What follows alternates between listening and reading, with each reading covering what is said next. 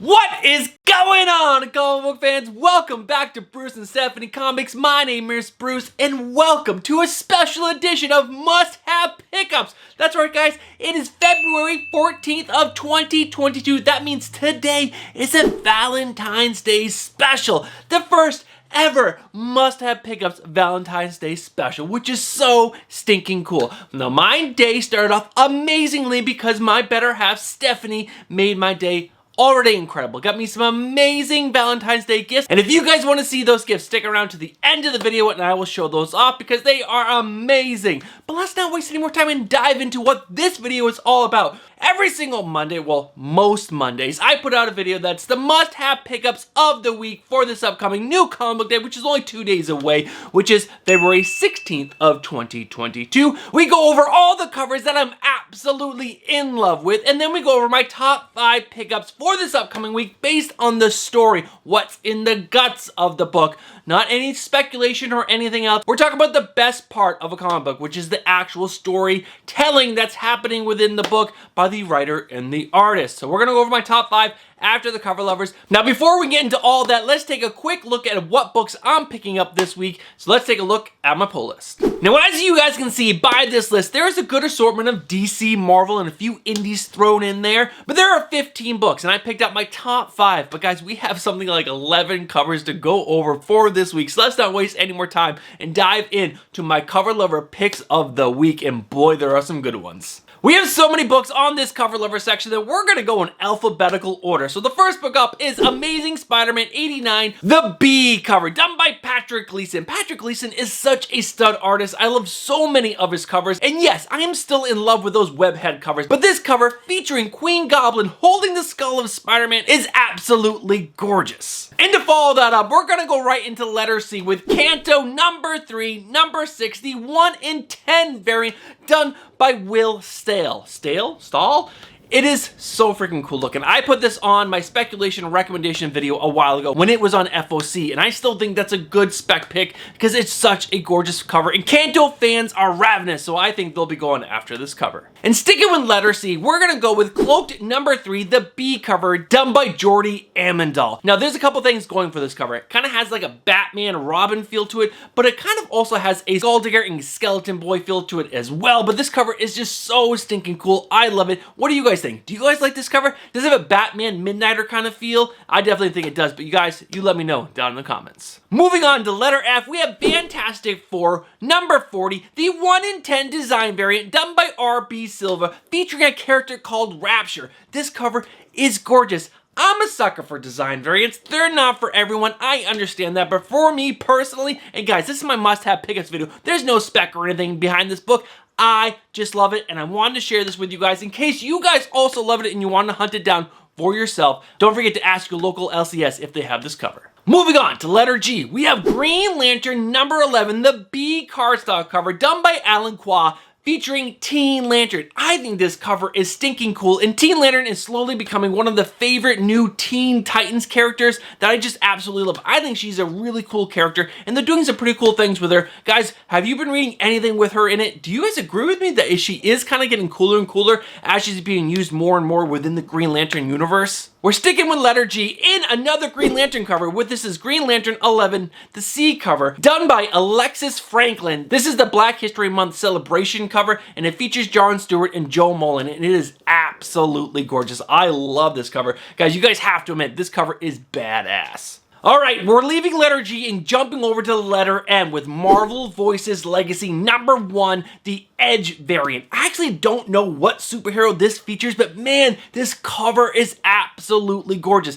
It's amazing. And guys, the next one is Marvel Voices Legacy number 1, the Olivier Coipel variant, featuring some of my favorite superheroes that are of black descent. This is absolutely gorgeous. I love Moon Girl and Devil's Dinosaur, Luke Cage, Miles Morales, just so many amazing black characters, and I love this cover. You guys have to admit, this cover is so amazing. The way he draws Moon Girl and Devil Dinosaur, Miles Morales, and Luke Cage is so badass. Guys, we only have 3 books left, and the next book up is Devil's Reign Superior 4, number 2, the Super Log variant. This cover is absolutely gorgeous. I featured it on my comic book speculation and recommendation video because I think it is that cool. Next up is Wonder Woman 784, the B cover, done by Will Moriai? I believe that's how you pronounce it, but this cover is so stinking cool. When they can do Wonder Woman right, which I think this cover is doing a great job of featuring a kind of like physically appropriate Wonder Woman, I think it's amazing. She's both gorgeous but also super strong looking, and that is a badass combination in my opinion.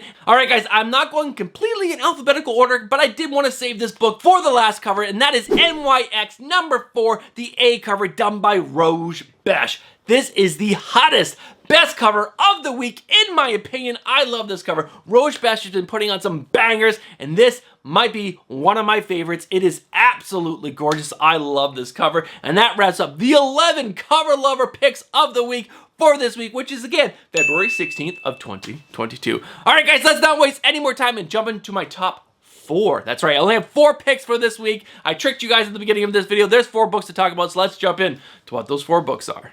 Alright, before we jump into the list, I want to let you guys know why there's probably only 4 books on this list and not 5. And I think the biggest reason is because I'm just so far behind in my reading. I know, I say it in a lot of my videos, but I really am so far behind. I'm probably at least 4 weeks, if not 6 weeks behind on my books, especially certain books. Like a lot of my Spawn books, I am super far behind on. Teenage Mutant Ninja Turtles, I might even be half a year behind on those books. But guys, I'm trying to do my best to catch up, but that's probably why I only have 4 books on this list this week. But let's not waste any more time and find out what those 4 books are. And the first book on my list in the number 4 spot is Hulk number 4. This is written by Donny Cates and art by Ryan Ottley, and I think this book has been a really fun ride. It's totally different and crazy. This book sees Bruce Banner basically piloting the Hulk as some kind of spaceship, which is like kind of like a really out there concept, and though especially the way he powers the ship, which is kind of like throwing all these villains and crazy things at the Hulk that makes him super mad, that gives Bruce Banner the ability to do more things with the Hulk, which is really crazy and out there, but I dig it. I love these crazy kooky stories, but the way that Donny Cates tells these stories, it's very engaging, and it does have me engaged. I have heard a lot of people say they don't really like this story, which again, to each their own, but I'm really enjoying it, and I'm going to suggest that you guys go out and give this book a shot because I am really enjoying this really kooky, crazy tale by Donny Cates, which features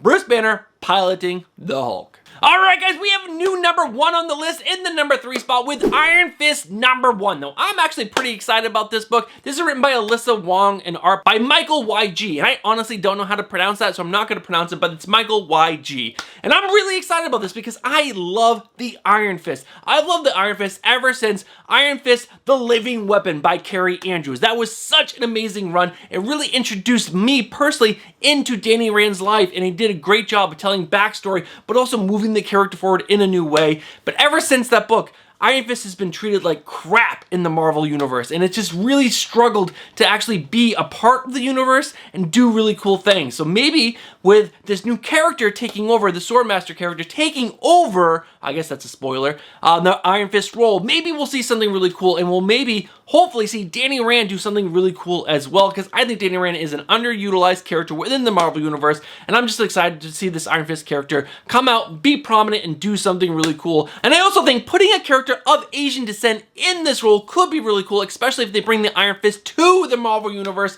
That could be a great way to bring diversity also to the role for the big screen. We just talked about a new number 1 in the number 3 spot, but in the number 2 spot, we have the final issue of Primordial. That's right, Primordial number 6 drops this week, and this is the final issue of this miniseries. It's written by Jeff Lemire and art by Andrea Sorrentino. And dude, Andrea Sorrentino is one of the best artists out there. Oh my god, his artwork is so gorgeous, and this book is amazing. It's this crazy, crazy tale set back in the Cold War days, and we have a story about 2 monkeys that were sent up into space by Russia, and then we have the Americans sending up a dog, and crazy things happen to them in outer space. We also have some crazy things happening back on the Earth with the two characters that we follow down there. It's a really, really good tale, and Jeff Lemire, one of the best writers in comics right now, telling this tale. So you guys know it's really good. That's right, I'm telling you, you guys already know it's really good. If you guys are not reading Primordial, this is the final issue, so this will be collected into a trade somewhat soon. So guys, don't fret. If you haven't picked up the singles, you guys should be able to pick up that hardcover really, really soon. All right, guys, the final book on my top 4 list this week, in the #1 spot, is Nightwing number 89, written by Tom Taylor